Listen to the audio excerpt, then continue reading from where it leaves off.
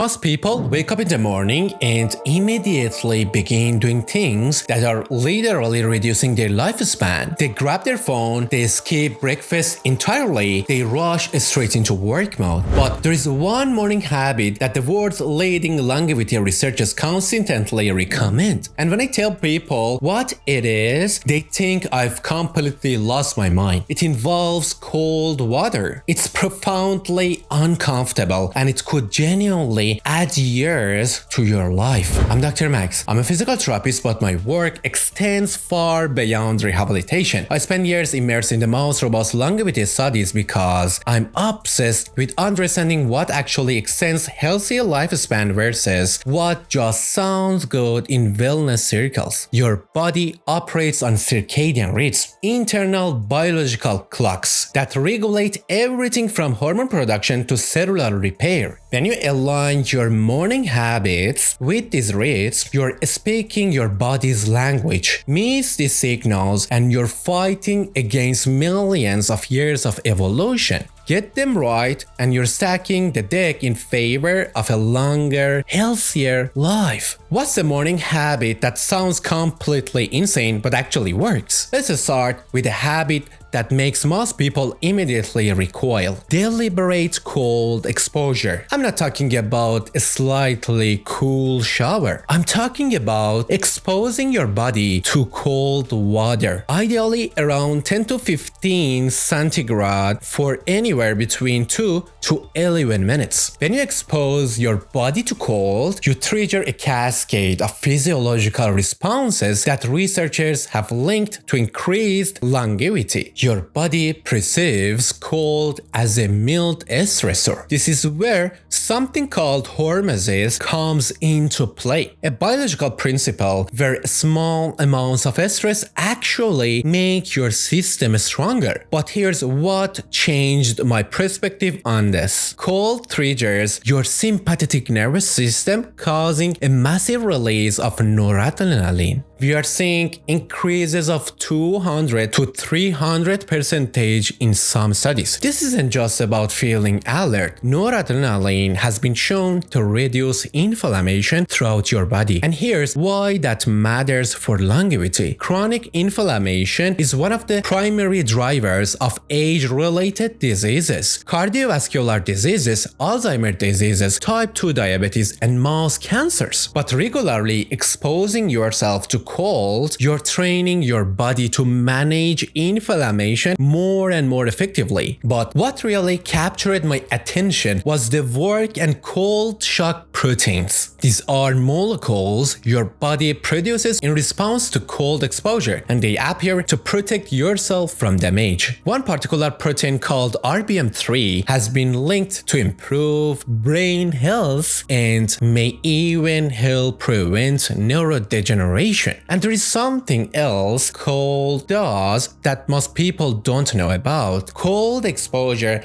activates brown adipose tissue, a special type of fat that burns calories to generate heat. People with more active brown fat tend to have better metabolic health, lower body fat percentage, and improved insulin sensitivity. All of these factors are associated with a longer health span. That crucial period where you're not just alive, but actually healthy and functional. The protocol doesn't need to be extreme. Starting with 30 seconds of cold water at the end of your regular shower and building up over weeks is perfectly valid. What you're doing is sending a repeated signal to your body that it needs to maintain robust stress response systems. Those same systems protect you from age-related decline. We've shocked the system with cold. Now, let's discuss the second picture, which ties directly into those circadian rhythms I mentioned. What happens in your body within the first hour of waking up? Within the first hour of waking, ideally within 30 minutes, you want to get bright light exposure, preferably from natural sunlight. This isn't about vitamin D. This is about setting your master circadian clock. Your eyes contain specialized photoreceptors that detect light levels and communicate that information to the suprachiasmatic nucleus in your brain, your body's central clock. When bright light hits these cells in the morning, it sends a powerful signal throughout your entire system. It's daytime. Act accordingly. This triggers a cascade of effects. Cortisol peaks naturally in the morning. The cortisol awakening response. That morning cortisol surge helps you to wake up, increases alertness, and sets the stage for the natural drop that should occur later. Getting bright light early tells your brain to suppress melatonin production and schedule its release for later, ideally about 12 to 14 hours after that morning light exposure. So, what you're doing in the morning is actually programming your sleep for that night. You're creating a robust sleep-wake cycle. And sleep quality is one of the most powerful predictors of longevity we have. Your circadian clock regulates the expression of thousands of genes, including ones involved in DNA repair and cellular cleanup processes. When that clock works properly, your cells are better at maintaining themselves, removing damaged components, and resisting the accumulation of dysfunctional proteins that lead to age-related diseases. The practical application is this. Go outside within 30 minutes of waking.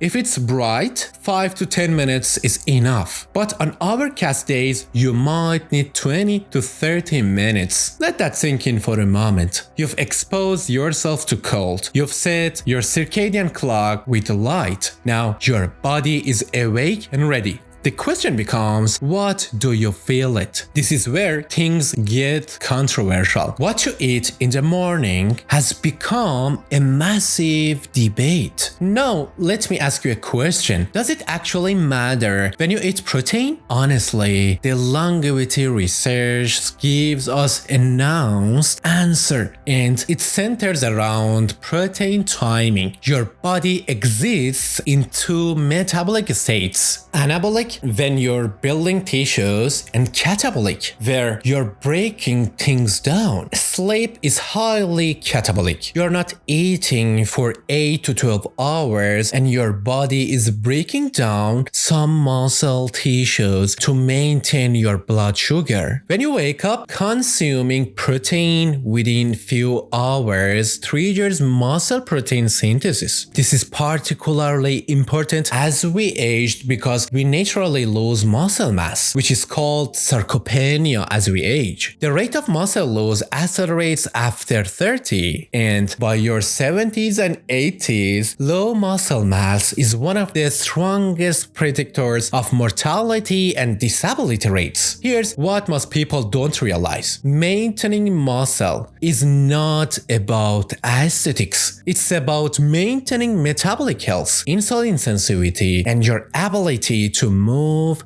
and function independently as you age. But there is something fascinating about when you eat protein. Studies found that people who consume adequate protein at breakfast have better muscle mass preservation compared to those who eat the same daily total but skew it toward the end of the day. The theory involves your circadian clock again. It seems your muscles are more responsive to amino acids earlier in the day. This circadian component to muscle building means when you eat protein matters, not just how much. The optimal amount seems to be around 25 to 35 grams of high quality proteins like 3 eggs with Greek yogurt or a protein smoothies or even leftovers from your dinner. But there is another benefit. Protein at breakfast stabilizes your blood sugar for hours. When you start the day with refined carbs, pasteurized, sugary cereals, toast, and jam, your blood sugar spikes and crashes, creating a roller coaster that affects your energy, focus, and hunger throughout the entire day. That blood sugar instability, repeated day after day for years, is a major contributor to insulin resistance and type 2 diabetes. Okay, now let's say you're cold adapted, light exposed, and protein filled. The fourth practice involves movement. Do you need an intense workout first thing in the morning? The answer is no. What the longevity research supports is getting your body moving in a way that increases blood flow without creating excessive stress. Think about what's happening overnight. You've been sleeping for hours. Blood flow has decreased and your lymphatic system has slowed and metabolic waste has accumulated. Getting your body movement in the morning jumpstarts these systems. Even something as simple as a 15 to 20 minutes of walking can significantly improve your glucose regulation for the entire day. It improves insulin sensitivity, meaning your cells respond better to insulin throughout the day, reducing your diabetes risk. The cardiovascular benefits are equally important. Morning movement increases cerebral blood flow, associated with a better cognitive function. People who exercise regularly have lower rates of cognitive decline and dementia. Your brain depends on a constant supply of oxygen and nutrients, and cardiovascular health directly impacts your brain health. The key is finding something sustainable that elevates your heart rate moderately. A 15 minutes walk at the pace where you can talk but feel slightly breathless is sufficient. What you're really doing is reinforcing to your body that you're active, that your cardiovascular system needs to work efficiently, that your muscles need to maintain function. There is one more piece people overlook. It involves rehydration, but not in the way most people think. You wake up after 8 hours without water. You are in a mildly dehydrated state. Your blood is slightly more concentrated, which means your heart has to work harder. Drinking water seems obvious, but the addition of electrolytes makes a significant difference. Electrolytes, primarily sodium, potassium, and magnesium, are essential for cellular function. Every cell maintains an electrical charge that depends on electrolyte concentration. Adding just a quarter to half a teaspoon of quality salt in 500 ml of water does several things. It improves actual cellular hydration. The sodium helps water move into cells rather than just passing through you. Adequate sodium intake supports that cortisol awakening response. Having adequate sodium supports optimal cortisol function. The cognitive benefits are immediate.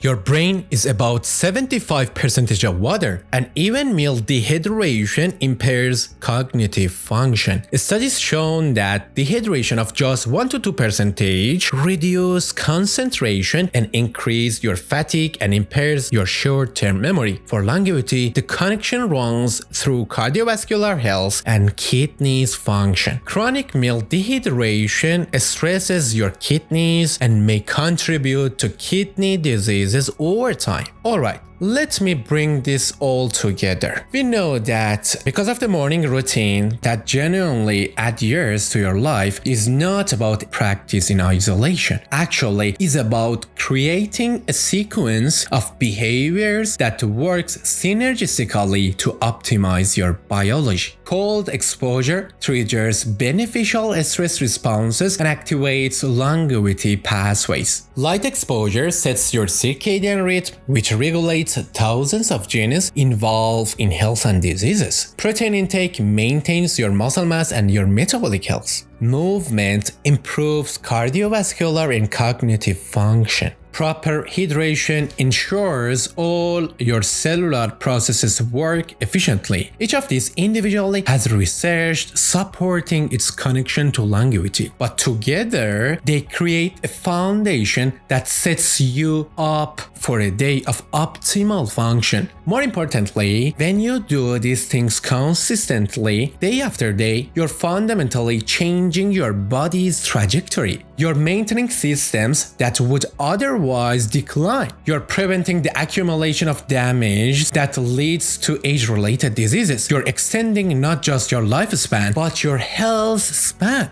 Those years where you're actually healthy and capable. The compound effect is what makes this powerful. Just like compound interest turns small regular investments into significant wealth, these small daily health practices compound into significantly better health outcomes over years and decades. What I've observed in both research and clinical practices is that people who maintain strong morning routines simply age better. They maintain physical function longer. They preserve cognitive abilities. They avoid or delay chronic diseases and then remain independent and capable well into older age. In the next video, I'll show you the ultra-processed food trap and how that engineered foods hijack your biology. And I will tell you what to do about it. Thanks for watching, and I'll see you in the next video.